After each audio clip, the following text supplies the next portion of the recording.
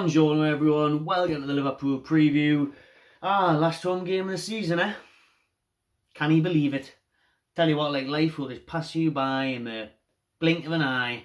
I swear down, I can't believe how quick the seasons went. A few of these hats are left for sale, and that bad lad there as well, sleeveless tee, down on holiday, you know what to do, rep the thing. And I was having a shitty day until I went to the post office. And shout out Having Post Office, shout out the lad in there who recognises and said he loved the videos and that. Perked me up a little bit, cheers up a little bit, and thought, you know what, I need to get out another one. I was going to say bash out another one there, but that was last night before I went to sleep. But no, I thought get the Liverpool preview out now, and I appreciate the support and everyone that watches the videos, love that. And that did just cheer me day up that little bit extra after some shitty week.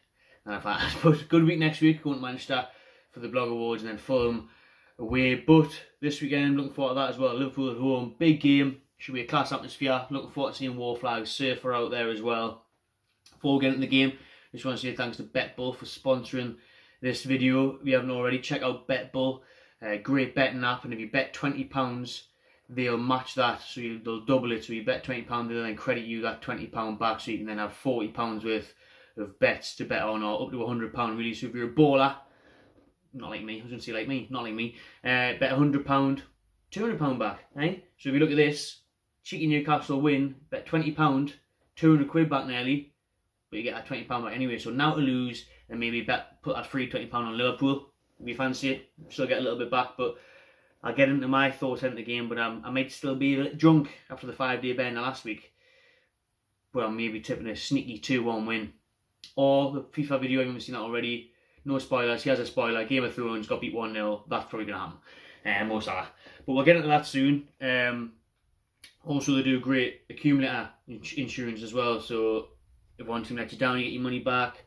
You can get the boost as well, so if you put an accumulator on, you get a chance to spin the Wheel of Fortune, and you could get increased odds of up to 30%, so that's a lovely touch as well. So it's a class app. If you're going to put a bet on, make sure you get on BetBull. To the game. This is the chance for revenge of 1996. Stan Collymore, 4-3, Kevin Keegan, Niue. When Newcastle blew the league, Liverpool helped the fucking rivals, Manchester United, take the league off us. We can only blame myself, really. It wasn't Liverpool's fault or anyone else's fault. When you're 12 points ahead of Christmas, you can only look at yourself to blame. That's definitely more than one game that you've been beaten that's cost you the title. But that was definitely a turning point.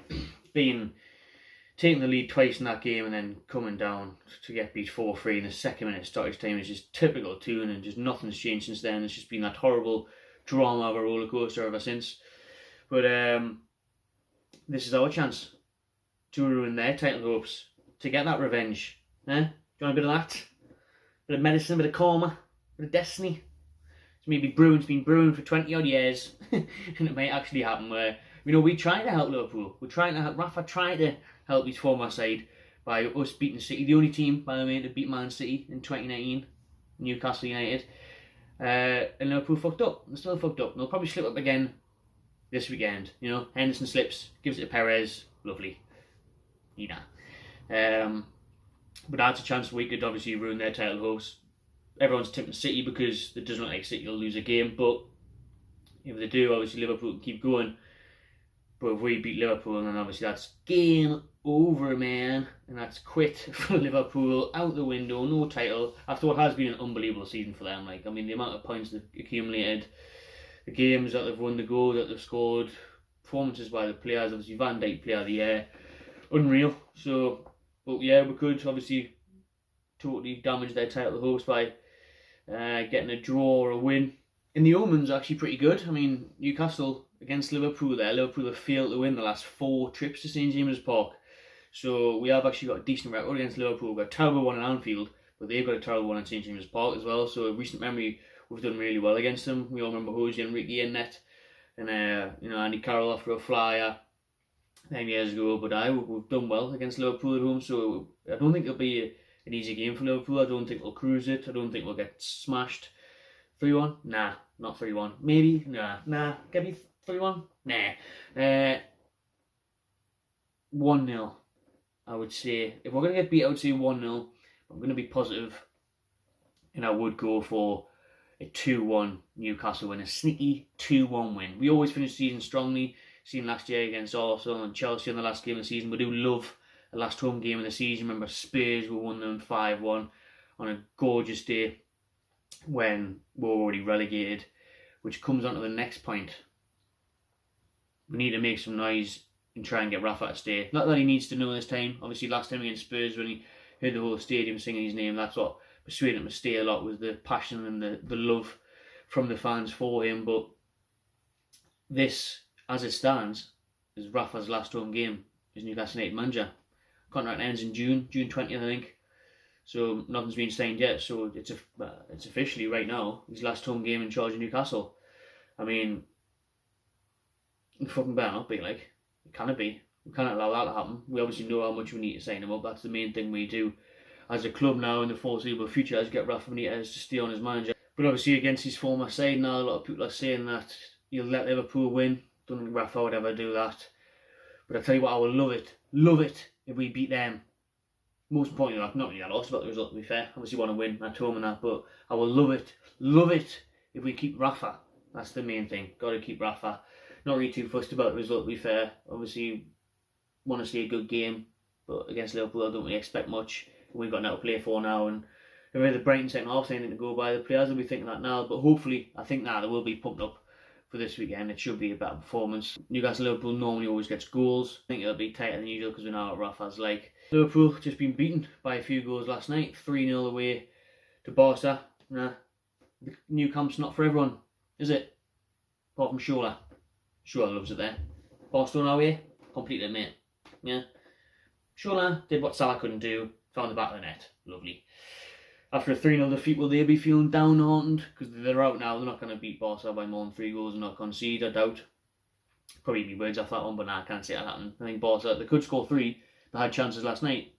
And I do think they played well, but they didn't put it away. And I think at home they could easily score 3 goals against Barca. I think against Man U they were poor. But Messi's out going to score 1 probably, any or Suarez or Coutinho or whoever, take your pick. Like Barcelona will most likely 99% of the time score a goal. So even if they win 3-1, it's not enough, do you know what I mean? So they're out of the Champions League, you'd assume. That means they've got to give it the all in this game, though. They've got to 100% push for that title now, because that's their only chance of a trophy this season. I don't think they'll be too disheartened because they actually played well. Obviously, they would have come off the pitch angry at the result, but if they had been rolled over, then they'd be down. But they can pick themselves up and just think they play like that against Newcastle, take 1 or 2 chances, then obviously we haven't got anyone to score a fucking Messi free kick like that, have we? Not anymore. Shaw, maybe. Rondon, actually. Good at the minute, actually. Take that back. Fuck it. Rondon against Bournemouth. Nearly as good as Messi's. Not really, but you know. The team are now on Saturday is one, isn't it? Where I don't know yet. Obviously, Rafa's press conference is tomorrow. I think where he'll obviously let we know Lascelles' fitnesses, Jose Perez's fitnesses. So we've got to know before then. We need them fit now. We need Lascelles, but more importantly, we need Jose massively, because everything he's touching at the minute's going in. Unreal, on fire, with that confidence. We need him to start. I think he could turn up again for being on the cameras, for being on that big stage, big game. The whole world will be watching that for the title race. So if he wants his little ticket to Madrid, then or Barca, wherever he may want to go, he's going to have to perform in that one. And I think should probably start. Obviously the left wing's the debate again. Atsu started against Brighton, very poor. Muto, will he come in? Last played on FIFA, he was shite. That may just be me. But or do you move Richie forward and bring in, push Dumb at the back left back, bring Fernandes, and there is a few options there. They're just not very good options. That's the bastard problem. Middle of the park, will Shelby start again? Surprised to see him start against Brighton. He was good in parts, went missing in parts. Against his former side, though, he could have a point to prove. Be interesting to see if he starts. I would expect Rafa to probably not play him, to be fair. Probably try and keep it tighter in the middle of the park. Probably start Keane Hayden. Let us know what you would do. Who would you start in the middle of the park? Out on the left. And then will Jose Benitez be fit? And the centre backs. A few things up in the air. Be interesting to see the team news on Saturday. And hear Rafa's press conference. But I'm being positive. I'll go for a 2-1 win. If I'm being realistic, probably going for a 1-0 defeat. Or if I'm being really, really pessimistic, if you had asked us this at 8 o'clock this morning, I would have said 3-1 Liverpool when I was pissed off. But grab your hats, message me on Facebook, Instagram and Twitter if you want one of these or one of them. £15, £11, lovely, post anywhere in the world, drop it off. Sees on Saturday outside 9 Bar to the club shop, going to come out for a fan cam. So hope we'll get a result and have a class day and enjoy the last home game of the season at St James's Park. Just watching everyone. Enjoy yourself.